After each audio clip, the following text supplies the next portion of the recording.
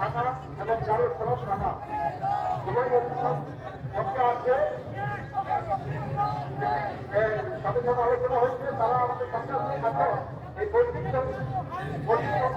যে বয়ান হবে ওয়াজ হচ্ছে এটা আধা ঘন্টা প্রোগ্রাম করবে, সেই সময় করছে আপনারা সে 5 মাস সৌন্দর্য পাঠাবেন না।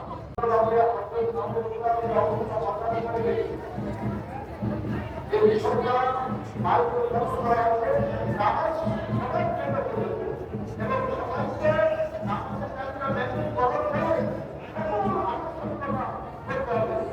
আমি আমার দেশের প্রতিষ্ঠিত বাংলাদেশ বলছি আপনারা আমরা দেখি বৃহস্পতিবার আসলেই মসজিদ থেকে তারা এই মাজার বিরোধী অনেকগুলো কথা মাজার বিরোধী আলোচনা করে।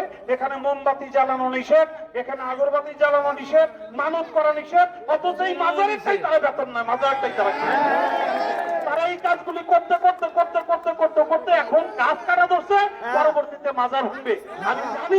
আমরা জানি এদের প্রত্যেককে এখান থেকে তাড়াইতে হবে। যারা মাজার বিরোধী লোক তারা মাজারে থাকতে পারবে না, তারা বেতন নিবে, এই পাশে খাবে, এই পাশে সে ফুটা করবে। কেন এটা কেন? তাই এরা যারা করে তাদের মাজারে থাকার কোনো অধিকার নাই।